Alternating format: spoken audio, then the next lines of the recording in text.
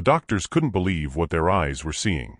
The boy who had arrived at the hospital in a wheelchair, diagnosed with irreversible paralysis for 2 long years, was now moving his toes with a precision that defied all known medical science. Dr. Williams, a neurologist with over 30 years of experience, watched in absolute silence as Michael flexed his right ankle with deliberate and controlled movements. The examination room was filled with renowned specialists, each holding their diplomas and certificates as if they were worthless papers before the impossible unfolding before their eyes. And it all started with a gentle touch of a 12-year-old girl, daughter of the mansion's cleaning lady in the most luxurious neighborhood of Beverly Hills, who carried a secret in her small hands that not even she fully understood. A gift that traditional medicine couldn't explain, but that was there, real and tangible, transforming lives in a way that no state-of-the-art equipment had managed. But to understand how we reached this moment that would forever change the conception of healing and hope, we need to go back 3 weeks in time, when everything still seemed lost and injustice reigned absolute in that mansion that hid as much suffering as wealth. The Henderson Mansion rose like a modern palace in the heart of Beverly Hills' most exclusive neighborhood, its meticulously maintained gardens by a team of landscapers contrasting drastically with the harsh reality of life for those who actually made that house function every day. The ornamental fountain sang softly while reflecting the morning sunlight, creating a scene of perfection that masked the tears shed behind the scenes by those who served in silence. Mary Johnson arrived religiously every day at 5 in the morning to begin the cleaning marathon that extended through all the rooms, hallways, and bathrooms of the 3-story property, bringing with her daughter Emma Grace, a girl with curious and expressive brown eyes who had learned too early the meaning of responsibility. Little Emma Grace had lost her father, David, in a tragic work accident at a construction site the previous year, when a poorly structured scaffolding collapsed, taking with it not only his life but also the dreams of a family that was fighting to build a better future. Since then, mother and daughter supported each other with a strength that impressed everyone who knew them, transforming the pain of loss into fuel for unwavering determination. Emma Grace attended morning classes at a public school located 40 minutes by bus from the mansion, where she stood out as one of the best students in her class, always with her organized notebooks and insatiable thirst for knowledge. Her afternoons were spent doing homework in a discreet corner of the enormous kitchen of the mansion, surrounded by the aromas of gourmet meals that Mary Johnson prepared for the employers, while she herself was content with simple sandwiches she shared with her daughter. It was in this environment of unreachable luxury that Emma Grace had developed something extraordinary that few around her could fully understand. She possessed an extraordinary sensitivity to human touch, an almost supernatural ability to perceive through her small hands deep muscle tensions, silent inflammations, energy blockages, and even emotional disturbances that manifested physically in people's bodies. This unique gift had revealed itself by chance on a particularly difficult night, when Mary Johnson came home with her back destroyed after carrying heavy buckets of water and cleaning products throughout the mansion. Emma Grace, seeing her mother suffering, had instinctively placed her hands on her back and, to both their surprise, managed to completely relieve the pain in just a few minutes, as if her hands were capable of dissolving tension knots that not even the best physical therapists could reach. Dr. Robert Henderson represented the very definition of business success, a 48-year-old man who had built a pharmaceutical empire from a small company inherited from his father. His industrial facilities employed thousands of people and his medications saved lives throughout the country, but none of this could relieve the piercing pain he carried in his chest since the day he received the hospital call informing him about his only son's accident. Michael, at 15, was everything Robert loved most in life, a brilliant and athletic boy who dreamed of following his father's footsteps in business while maintaining his passion for football and swimming. The accident had happened during swim training at an interscholastic competition, when Michael dove into a pool whose depth had been poorly marked, resulting in a devastating spinal cord injury that doctors classified as irreversible. The young man, who used to run through the mansion's corridors filling the house with life and joy, now spent his days confined to a wheelchair, watching the world through his bedroom window as if he were a prisoner of his own condition.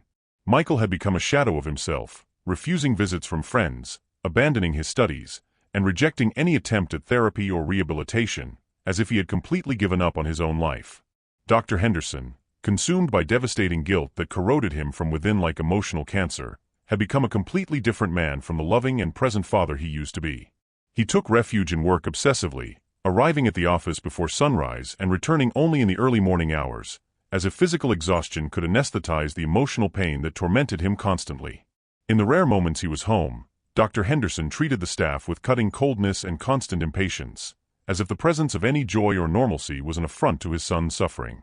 Mary Johnson endured these mood changes in silence, understanding the deep pain that motivated her employer's harshness, but always protecting Emma Grace from the tensest moments.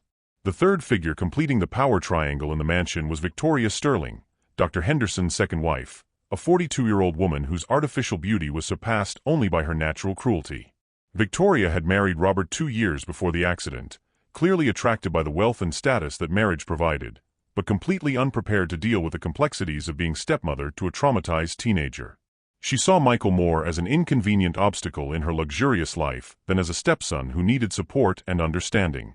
Mrs. Sterling treated the mansion's employees like decorative objects that should be invisible and inaudible, especially Mary Johnson, toward whom she directed particular contempt that seemed fueled by envy of the genuine and respectful relationship the cleaning lady maintained with Dr. Henderson since long before her marriage.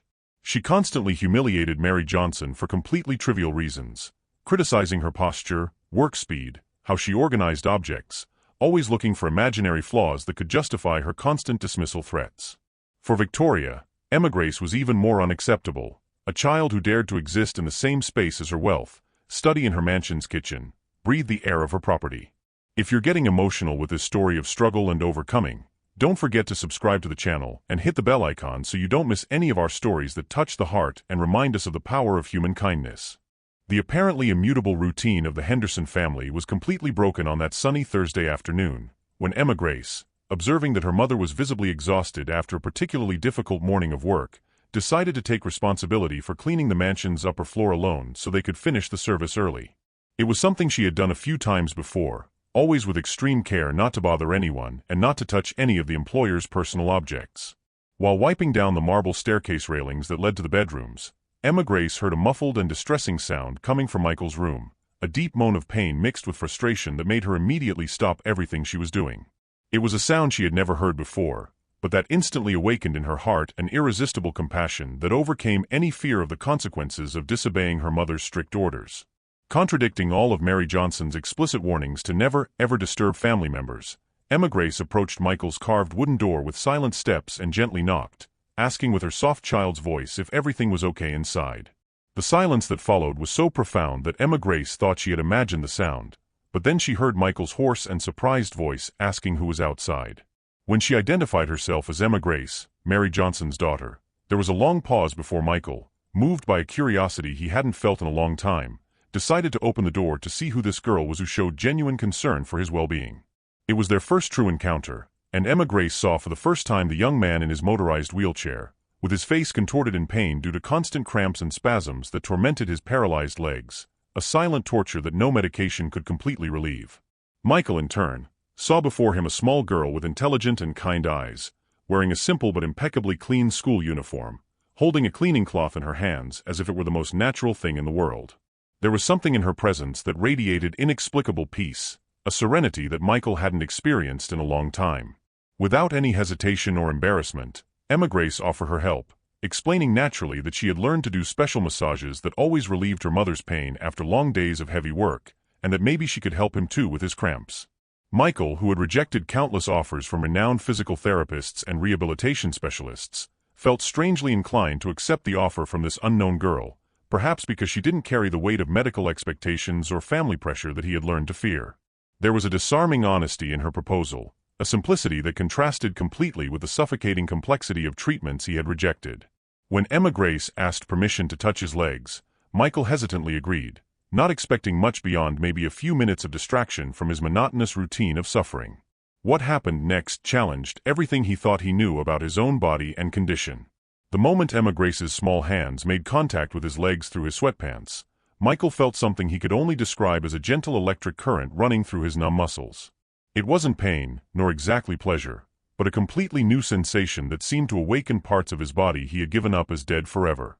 Emma Grace, in turn, immediately felt through touch a complexity of information that flowed from her hands directly to her intuitive mind.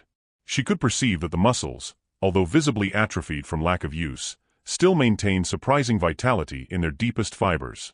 More impressive still, she could detect that many of the neural connections the doctors had declared permanently interrupted actually still existed, just blocked by emotional and physical traumas that had crystallized over months of despair and abandonment.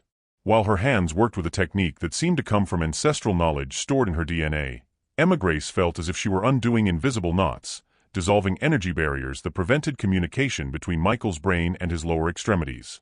The intense pain that constantly tormented the young man began to gradually diminish, replaced by a sensation of deep relaxation he hadn't experienced since before the accident. For the first time in months, Michael managed to sleep an entire night without being awakened by painful spasms or recurring nightmares about the accident that changed his life forever. In the days following this first extraordinary encounter, Emma Grace developed a careful strategy to continue helping Michael without arousing suspicions or creating problems for her mother. She began visiting the young man secretly every day, always using the plausible excuse of cleaning the hallway or organizing the linen closets near his room. Her therapeutic touch sessions began producing increasingly surprising and measurable results that went far beyond simple pain relief. Michael began reporting tingling sensations in areas where before there was only complete numbness, and his muscles began responding with small involuntary spasms that indicated the awakening of neural connections that had been dormant. More important than the physical improvements, however, was the emotional transformation occurring in the young man. Emma Grace's daily presence had become the highlight of his days, bringing back a feeling of hope and purpose he thought he had lost forever, along with the movement of his legs. Emma Grace had a unique way of talking to him, treating him not as an invalid worthy of pity, but as an intelligent and capable young man whose temporary circumstances didn't define his worth as a person. She told fascinating stories about her school, about the books she discovered in the small public library in the neighborhood where she lived, about the dreams she nurtured of one day being able to help more people through her special gift. Michael, inspired by the girl's unwavering determination and optimistic view of life even in the face of adversity, began timidly talking about his own abandoned dreams, his lost passions, the person he would like to become when he overcame this dark phase of his life. During these intimate conversations, Emma Grace applied her therapeutic touch techniques with a concentration and intuition that seemed to grow with each session, as if she were learning a secret language that her body spoke directly to Michael's injured body. She could identify with precision the exact points where neural connections were most blocked and apply specific pressure that seemed to stimulate cellular regeneration in a way that conventional medical science didn't yet understand. The results became more evident each day. Michael gradually recovered the ability to feel temperature in his legs, then texture, then pressure, in a progression that defied all the medical prognoses he had received. The deep friendship that developed between Emma Grace and Michael during that magical week created a bubble of hope and happiness within the mansion that had been dominated by sadness for so long. Michael rediscovered his laughter, intellectual curiosity, and even his sense of humor, transformations that Emma Grace observed with the silent satisfaction of someone who knows they're making a difference in someone's life. She, in turn, found in Michael not just someone who genuinely appreciated her special gift, but also a friend who valued her intelligence and dreams regardless of her social origin. They talked about everything: books, movies, future plans, life philosophy, creating an intellectual and emotional connection that completely transcended the class barriers that separated their daily realities. Michael began talking about the possibility of resuming studies, maybe even considering the physical therapy he had rejected so vehemently, fueled by the growing hope that sessions with Emma Grace had awakened. Their secret lasted exactly 1 week, 7 precious days of healing and friendship that would be forever engraved in both their memories, until fate, in the form of Victoria Sterling's obsessive surveillance and calculated cruelty, decided to intervene devastatingly. On Monday afternoon of the second week, Victoria, who had noticed subtle changes in Michael's behavior and was determined to discover the cause, decided to make an inspection round of the mansion's upper corridors exactly when Emma Grace was discreetly leaving the young man's room after another successful therapeutic session. The discovery was like a bomb exploding in the apparent tranquility of the afternoon, and Victoria Sterling's cold eyes narrowed with perverse satisfaction at finally finding a reason to attack both Emma Grace and her mother with all the force of her privileged position in the family hierarchy. Victoria Sterling's explosion of fury echoed throughout the mansion like the roar of a wild beast protecting territory, making even the house's most experienced staff stop their activities to listen with apprehension to what was happening. Her shrill voice rose in pitch with each accusation, creating an atmosphere of terror that seemed to contaminate every corner of the property. She accused Emma Grace of seducing Michael, using cruel and completely inappropriate words to describe the behavior of a 12-year-old child whose only intention had been to relieve the suffering of someone she considered a true friend. Victoria's words were like poisoned daggers, each one carefully chosen to cause maximum possible pain and humiliation.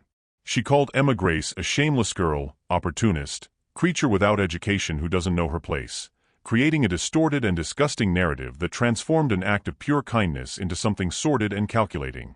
When Mary Johnson came running to the location after hearing the screams, she found her daughter in tears, being verbally destroyed by a woman whose cruelty seemed to have no limits. Dr. Henderson, who was in a work meeting in his office, was also attracted by the commotion and arrived at the upper hallway to find a scene that left him completely confused and disturbed. Victoria Sterling immediately redirected her verbal artillery toward Mary Johnson, accusing her of being a negligent mother who had raised a daughter without morals and limits, demanding that she better control her offspring before more scandals happened in the house. She insinuated that Emma Grace was trying to take advantage of Michael's vulnerable condition to climb socially, and that Mary Johnson was complicit in this supposed manipulative plan. The accusations were so absurd and offensive that Mary Johnson was initially speechless, struggling to process how her daughter's act of compassion was being transformed into something so vile and distorted. Michael, hearing the commotion, managed to reach his room door in time to witness the final moments of Victoria's cruel tirade, and immediately tried to defend Emma Grace, explaining with a voice trembling with indignation that she had only tried to help him with therapeutic massages that really relieved his constant pain. His intervention, however, only served to increase Victoria's fury even more, who reprimanded him harshly with a voice loaded with poisonous condescension, saying he was being naive and manipulated by low-class people who knew exactly how to exploit his emotional vulnerability to gain financial advantages from the family. The public humiliation that Emma Grace suffered in that mansion hallway was like a scar that was deeply engraved in her young soul, not only because of the cruelty of the words, but because of the screaming injustice of being punished for an act of genuine kindness. She remained silent during the entire verbal attack, not out of fear, but out of natural dignity that refused to lower itself to Victoria Sterling's level of aggressiveness. Her tears weren't of self-pity, but of frustration at not being able to make that woman understand the purity of her intentions. Mary Johnson, although knowing deeply her daughter's noble character, found herself in an impossible position between protecting Emma Grace and preserving the job that sustained both of them. The family's domestic economy was so fragile that losing that job would mean not only financial difficulties, but potentially the impossibility of Emma Grace continuing her studies at school, which, despite all limitations, represented her only chance for a better future. With a broken heart, Mary Johnson was forced to promise Victoria Sterling that she would strictly control her daughter's movements and guarantee that she would never approach the family's bedrooms again. She strictly forbade Emma Grace from going up to the mansion's second floor for any reason, even knowing in her heart that her daughter had acted only moved by a genuine impulse to help someone in suffering. The pain of having to reprimand Emma Grace for an act of kindness was one of the most bitter experiences in Mary Johnson's life, who spent the night awake watching her daughter cry silently, not because of the humiliation suffered, but because of the sadness of knowing that Michael would return to suffering without her daily treatments. Emma Grace desperately tried to explain to her mother about the special gift she felt in her hands, about how she could perceive and relieve people's pain through touch, about the genuine progress she had observed in Michael's condition. She begged Mary Johnson to understand that there was nothing wrong or inappropriate about her therapeutic sessions, that everything had been done with the purest intentions and always in a completely innocent way. Mary Johnson, although completely believing her daughter's words and recognizing the special gift Emma Grace possessed, was too terrified by the possibility of losing the job that sustained them to be able to support her daughter in that crucial moment. The psychological pressure of keeping the family financially stable temporarily overrode her maternal instinct to protect and validate Emma Grace's feelings, creating a devastating internal conflict that would torment her for the following days. The days following the confrontation were of pure suffering for everyone involved, creating an atmosphere of tension and sadness that permeated every corner of the mansion like toxic fog. Michael returned to experiencing intense pain crises and muscle spasms that had been completely controlled during the week of treatments with Emma Grace, but now they seemed even more severe, as if his body was protesting against the abrupt interruption of the healing process it had begun to experience.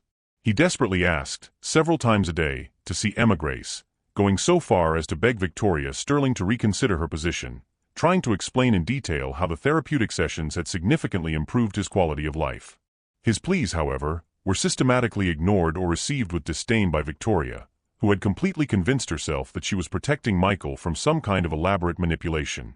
In her distorted view of reality, she genuinely believed Emma Grace was a kind of precocious opportunist who had identified a way to approach the family's wealth through Michael's emotional vulnerability. Victoria Sterling went to the extreme of locking Michael in his room during hours when she knew Emma Grace would be in the mansion, claiming it was to protect him from the negative influence of the little maid. This drastic measure only increased the young man's physical and emotional suffering, who felt like a prisoner in his own home, punished for having found a genuine source of relief and hope.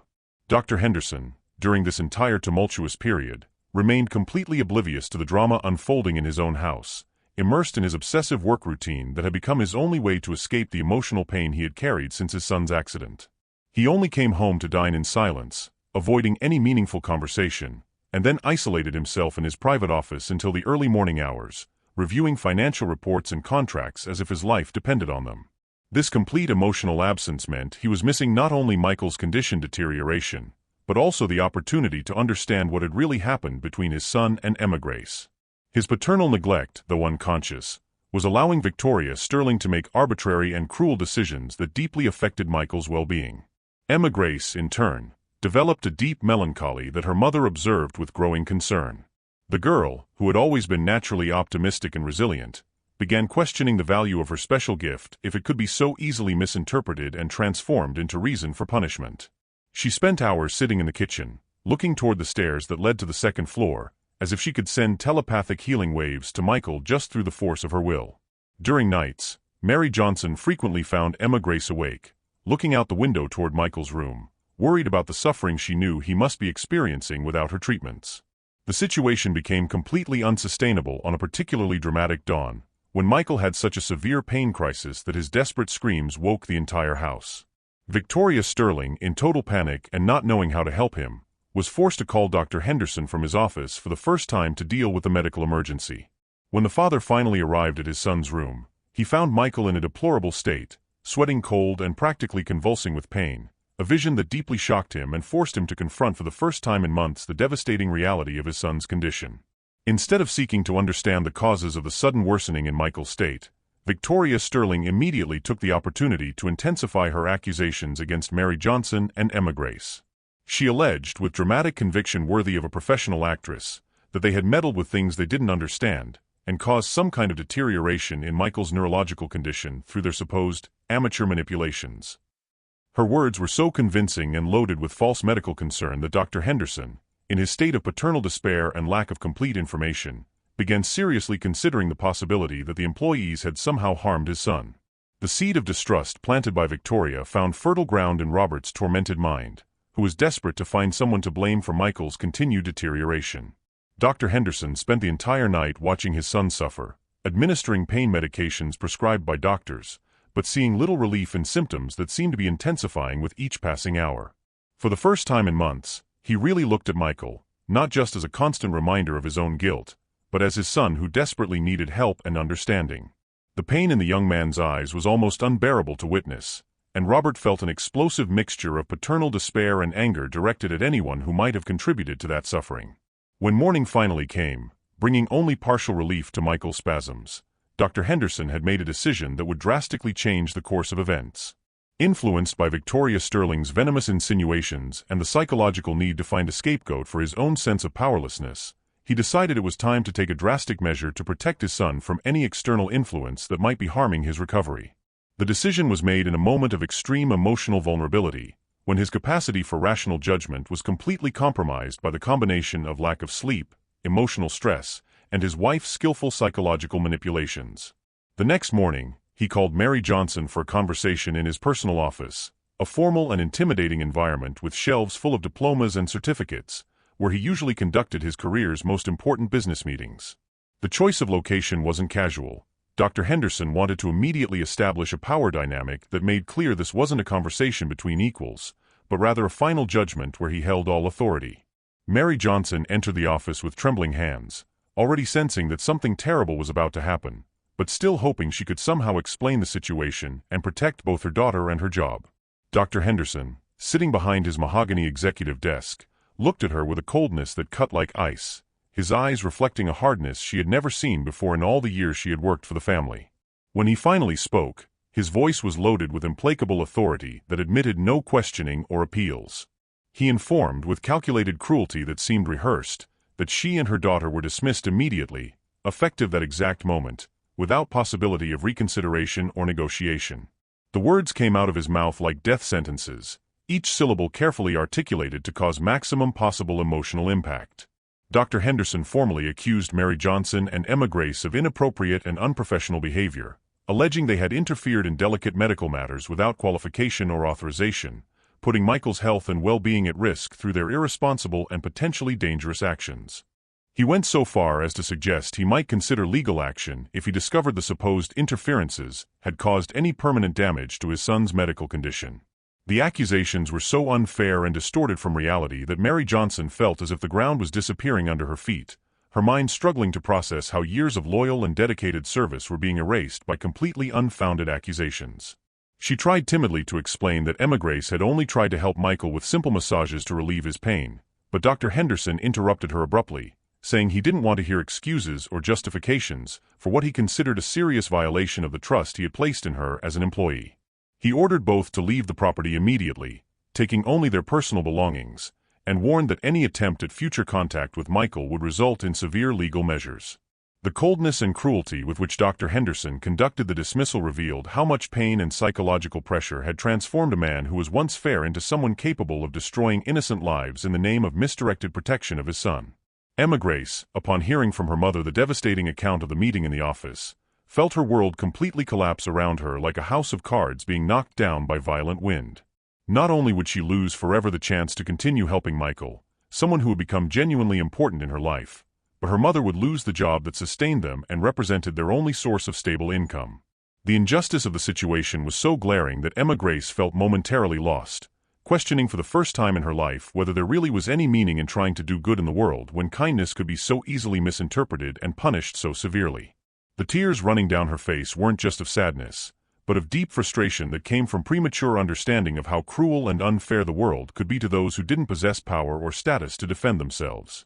Mary Johnson tried to console her, explaining that sometimes people do bad things when they're afraid or suffering, but Emma Grace, despite her young age, already had enough maturity to understand that this didn't justify the destruction of their lives for an act of compassion. During the afternoon, while packing their few personal belongings they kept in the mansion, Emma Grace made a decision that would define not only her own destiny, but the destiny of everyone involved in that family tragedy. She decided she couldn't simply accept that injustice passively, not when she knew Michael would continue suffering unnecessarily because of Victoria Sterling's cruel manipulations and Dr. Henderson's emotional blindness. She knew she was risking everything, including her mother's safety, but something inside her, an inner voice stronger than fear, told her she had a moral responsibility to try one last time to help someone who needed her. It was then that Emma Grace made the most courageous decision of her young life, a decision that would require not only physical bravery, but emotional strength that few adults would possess in similar circumstances. If you're rooting for Emma Grace to find a way to prove her innocence and demonstrate the transformative power of her special gift, leave your like to motivate us to continue bringing these exciting stories that remind us of the power of perseverance and human kindness. That same night, when the mansion was immersed in darkness and silence that precedes dawn, Emma Grace executed her desperate plan with determination that would surprise any adult. She waited patiently until she was sure her mother had fallen asleep, exhausted by the day's devastating emotions, before silently getting up from her bed and dressing in dark clothes that would help her move without being detected. Each movement was calculated and precise, result of weeks observing the mansion's security patterns and all residents' schedules. Emma Grace knew exactly where Dr. Henderson kept the spare key that employees used for emergencies, and her photographic memory had registered all points where the wooden floor creaked, allowing her to navigate the house like a silent shadow. Her heart beat so loudly she feared the sound might wake someone, but her determination was stronger than fear, fueled by certainty that this would be her only chance to prove her gift was real and her intentions had always been pure. Using the key whose location she had memorized during her months working in the house, Emma Grace managed to enter the mansion and silently climb the marble stairs to the second floor, each step taken with a mixture of terror and hope that made her tremble from head to toe. When she finally reached Michael's room door, she immediately heard muffled sounds of suffering that confirmed her worst fears. Michael was awake and clearly going through another severe pain crisis. Emma Grace knocked on the door with delicacy that contrasted with the urgency of her mission, and Michael's hoarse voice, full of surprise and instant relief, asked if it really was her.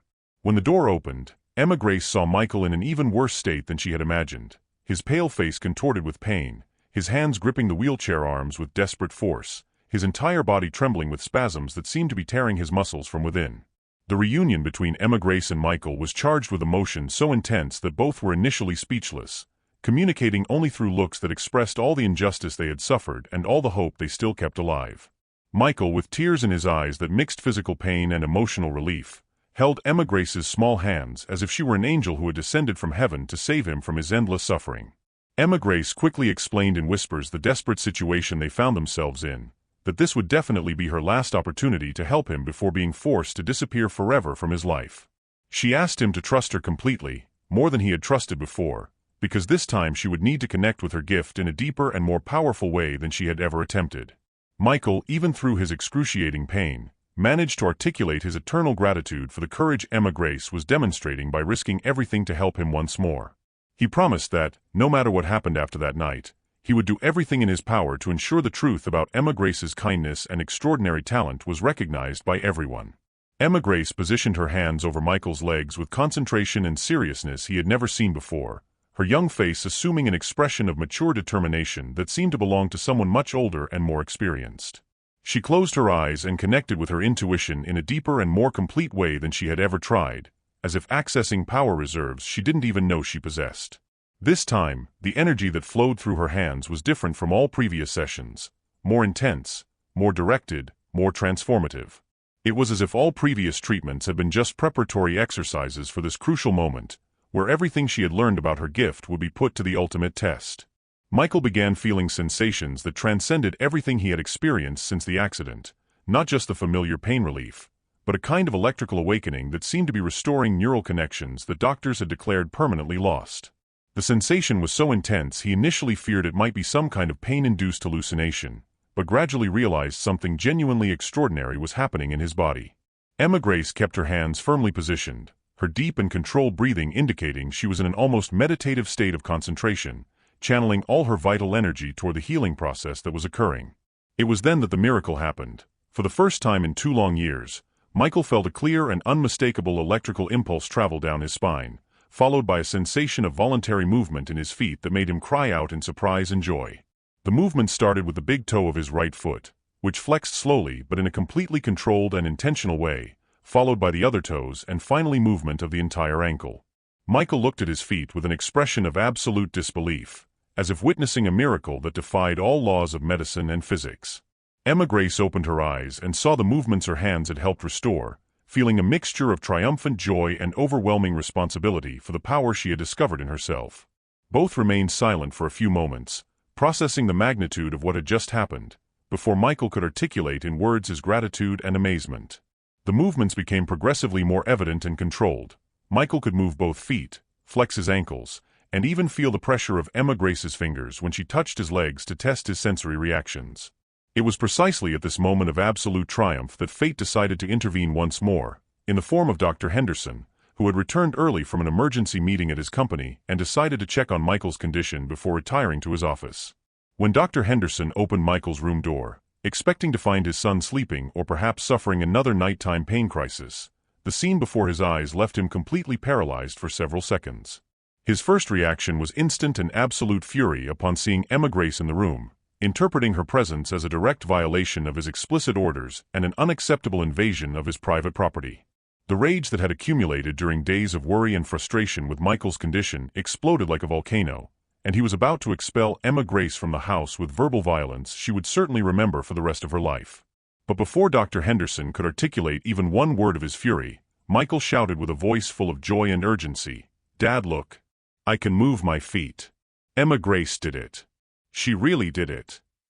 His son's words cut through the anger like a sharp blade, forcing Dr. Henderson to really observe what was happening instead of simply reacting to his preconceived expectations.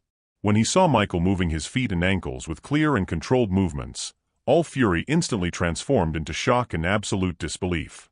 Dr. Henderson approached the wheelchair with faltering steps, as if walking in a dream, and asked Michael to repeat the movements. When his son repeatedly demonstrated his ability to move his lower extremities voluntarily and coordinatedly, Dr. Henderson felt as if the ground was moving under his feet and his understanding of reality was being completely rewritten. He looked at Emma Grace, who remained standing beside the chair with a mixture of hope and fear stamped on her young face, and for the first time really saw her, not as an invader or manipulator, but as the person responsible for giving his son back something he thought was lost forever. The emotional transformation that occurred in Dr. Henderson in those first moments was as profound as it was sudden, years of bitterness and despair beginning to dissolve before the undeniable evidence that a miracle had occurred in his own home. The discovery spread through the mansion like seismic waves, disturbing the dawn's silence and awakening all house inhabitants with urgency that something extraordinary was happening. Victoria Sterling emerged from her bedroom in silk pajamas and a fury that intensified upon seeing the scene in Michael's room, but her prepared words of indignation died in her throat when she witnessed her stepson moving his feet with precision and control that defied everything she thought she knew about his condition. Her face went through a spectrum of emotions in seconds. Initial rage, then confusion, then a growing fear as she realized her entire narrative about Emma Grace being a manipulative opportunist was crumbling before irrefutable evidence. Dr. Henderson, meanwhile, was experiencing his own internal revolution, years of guilt and despair being replaced by wonder and gratitude toward the small girl he had so cruelly dismissed just hours before. He knelt beside Michael's wheelchair, his medical training warring with a miracle unfolding before his eyes, repeatedly asking his son to demonstrate different movements while examining his legs with trembling hands. Michael, euphoric with the return of sensations he thought were lost forever, performed each requested movement with growing confidence, his face radiating pure joy that illuminated the entire room like sunrise after an endless night. Mary Johnson, awakened by the commotion and fearing the worst had happened to her daughter, arrived at the mansion in desperate panic, using the key she still possessed to enter the property. Her terror upon discovering Emma Grace missing from bed had been absolute, but when she reached Michael's room and saw the scene unfolding, her maternal anguish transformed into overwhelming pride. There was her brave daughter, standing beside Michael's wheelchair, having risked everything to help someone in need, and the results of her courage were undeniably miraculous. Dr. Henderson looked at Mary Johnson with eyes full of shame and recognition, finally understanding the magnitude of the injustice he had committed against two innocent people whose only crime had been compassion. When he tried to speak, to begin what he knew would be an inadequate apology, Emma Grace interrupted with her clear child's voice, asking if they could take Michael to a hospital so doctors could confirm what was happening and help him recover completely. Her suggestion revealed not only practical wisdom but also generous concern for Michael's long-term well-being that went beyond her personal vindication. Victoria Sterling, witnessing her influence and authority crumbling like a castle of sand before the tide, tried one last desperate attempt to regain control of the situation, suggesting that what they were seeing might be temporary spasms or some kind of psychological trick. Her words, however, sounded hollow and desperate even to herself, especially when Michael looked directly at her and moved each toe individually, as if responding to her implicit challenge with irrefutable proof. The trip to Beverly Hills General Hospital was like a triumphal procession, with Dr. Henderson personally driving his luxury car while Emma Grace sat beside Michael in the back seat, continuing to apply her therapeutic techniques during the journey to maintain the neural connection she had helped restore. Michael held her hand tightly, not just out of gratitude, but with genuine affection for someone who had become much more than a healer. She had become the truest friend he had ever known. During the drive, Dr. Henderson kept looking in the rearview mirror at Emma Grace, seeing her clearly for the first time, recognizing in her young face a nobility and strength that put his own recent behavior to shame. When they arrived at the hospital, Dr. Henderson used all his professional connections to assemble a team of the most respected neurologists and rehabilitation specialists in the city, doctors who knew Michael's case intimately and had repeatedly confirmed the irreversible nature of his paralysis. Dr. Williams, the lead neurologist who had delivered the original devastating diagnosis, initially greeted them with professional skepticism that quickly transformed into scientific fascination as he witnessed Michael demonstrating motor control that should have been medically impossible. The examination room filled with specialists, each conducting their own tests and measurements, documenting reflexes, muscle responses, and neural reactions that contradicted everything in Michael's medical file. The medical tests confirmed what everyone could see but few could believe. Michael had recovered significant motor function in his lower extremities, with neural pathways showing activity levels that suggested continuing improvement was not only possible but probable. Dr. Williams, a man of science who had dedicated his life to understanding the limitations of human recovery, found himself facing evidence that challenged fundamental assumptions about spinal cord injuries and neurological healing. When he asked Michael to explain what had changed in his treatment regimen, the young man looked directly at Emma Grace and told the complete truth about her therapeutic touch sessions, describing in detail the sensations and gradual improvements he had experienced under her care. Emma Grace, modest despite the magnitude of her achievement, tried to minimize her role, but the medical evidence spoke louder than her humility. Dr. Williams, with professional integrity that defined his career, acknowledged that while he couldn't scientifically explain Emma Grace's methods, he couldn't argue with results that were measurable and undeniable. He recommended that Michael continue working with Emma Grace while also beginning a formal physical therapy program that could build upon the neural foundations she had mysteriously restored. The return to the mansion was completely different from their departure, charged with hope and possibility that had been absent from that house for 2 long years. Dr. Henderson, transformed by witnessing his son's miracle and recognizing his own moral failure, gathered all the household staff to make a public apology to Mary Johnson and Emma Grace that was as sincere as it was overdue. Standing in the mansion's main hall, with tears in his eyes that reflected genuine remorse, he acknowledged that he had allowed grief and pain to cloud his judgment and lead him to commit a terrible injustice against two people whose only crime had been kindness and compassion.